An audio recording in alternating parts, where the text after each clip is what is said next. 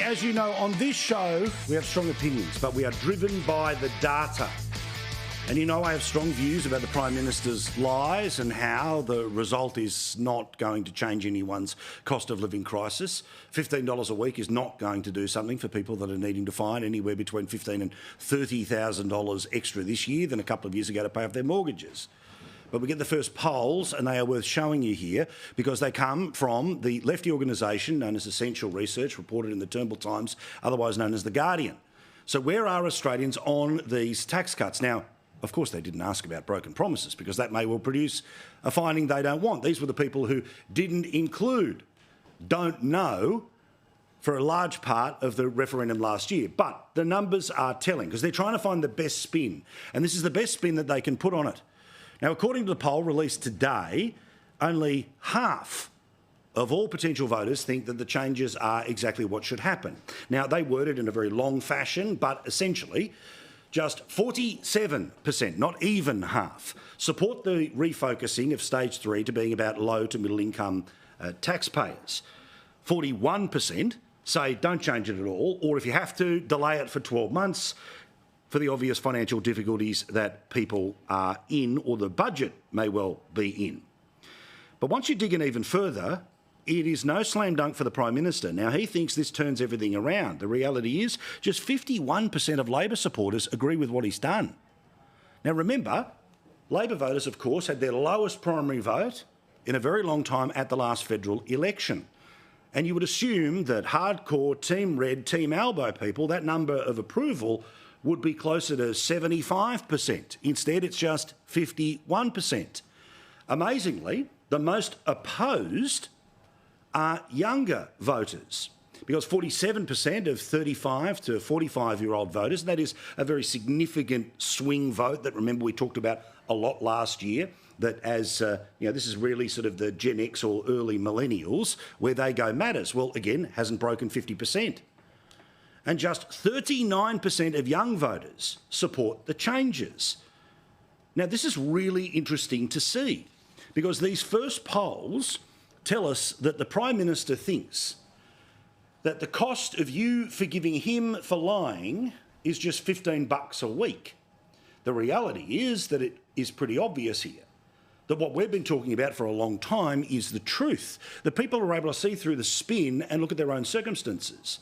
They're able to work out that it is a fistful of dollars, but it's not enough to change scenarios like what we told you about last week, where huge numbers of, say, working families in Queensland are spending $200 more every week than they have income coming in, and they're amassing debt on things like credit cards by $10,000 a year.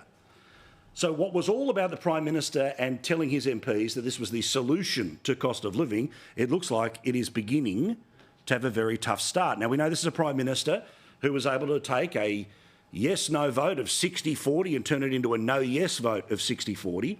So he's hardly the one who's going to be able to charm his way through his own lie. But if the best headline that can be put on it by the people who did the pollster, who are polishing up a number of 47%, the best they can come up with is nearly 1 in 2 voters are backing it in. Well, guess what? Well, that does seem like, well, OK, 50 plus 1 means it's all OK. The reality is, unless it has a major surge of support, it's not going to be the circuit breaker that the Prime Minister and Labor mates want. Perfect example, again from this polling, lots of it around today. Australians believe the joint is headed in the wrong direction. They have thought this consistently for months. 49% of Australia believe that Australia is headed in the wrong direction, the wrong track, the wrong choices being made by a Prime Minister who daily shows us that he is not the man for the job.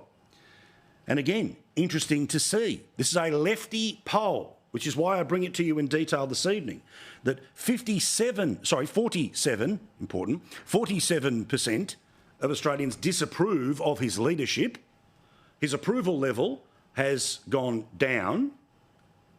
And the disapproval level is exactly where it was when he was desperately trying to flail about at the end of the year hoping for a reset. Well, all of this evidence suggests there has been no reset. And the sales job that is currently being rolled out by the Prime Minister is not going to be effective.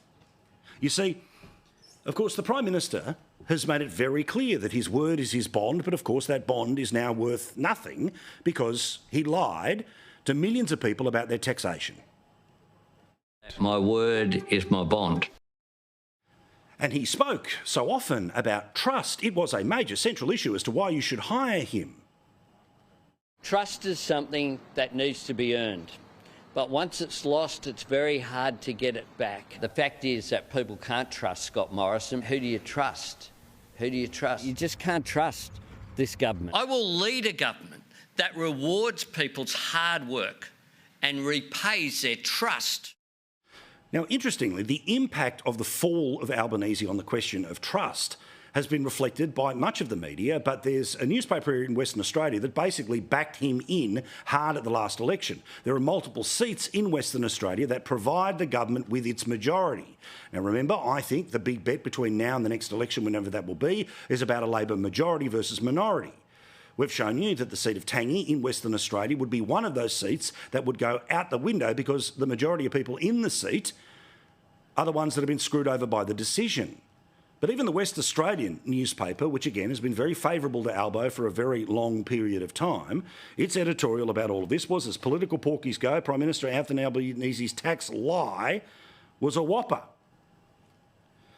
So as the Prime Minister said of the previous Prime Minister, that trust is hard to earn, but once it's gone for good. Well, you've got to say the same has to be in and around this Prime Minister. Take your pick, $275 when it comes to power bills, infrastructure projects that they promise at an election, then roll back afterwards, and a series of other decisions that we've chronicled on this program each and every night. And I appreciate how loyal you are to this program because we follow the detail. We show you the data so nobody wakes up surprised when things end up happening. We've been on it since day one about the $1,500 that was taken off 10 million workers last year. And while much of the press gallery has ignored that, guess what they're beginning to find out? Is the same people who $1,500 was taken off them by the government are hardly rewarding a government that's giving them $15 a week back. So the Prime Minister was in Queensland today. He was on a local radio station, assuming he'd only get soft questions. He didn't. But he kind of belled the cat here when he was telling anyone who'd listen, you can still trust me. Trust me. Trust me. Trust me. Trust me. Trust me. Trust me. Trust me. Trust me. Sorry, I don't know where that came from. He was on radio in Queensland today, again, saying it's okay, despite the fact that I lied to your face multiple times, more than 100 times, you can trust me.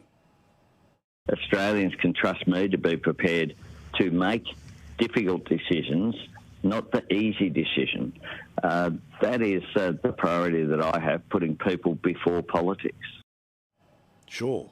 Of course, the entire reason why all of this has happened, the way it's happened, is because of the politics of the Dunkley by-election. If Labor loses it, then there is no chance of an election anytime this year. If they win it, then they expect the tax cut, which comes in July, plus, no doubt, something else they're going to pull out of the bag, will mean they can have an election as soon as August. Again, that's the data.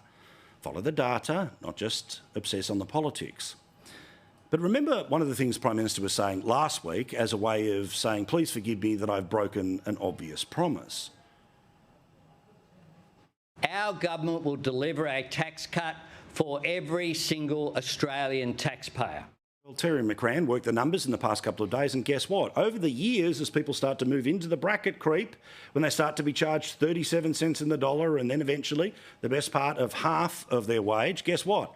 The Albanese tax cuts to all Australians will mean that 5 million taxpayers will end up paying more. So 10 million people lost $1,500. They now want those 10 million people to thank them because they get $15 a week back.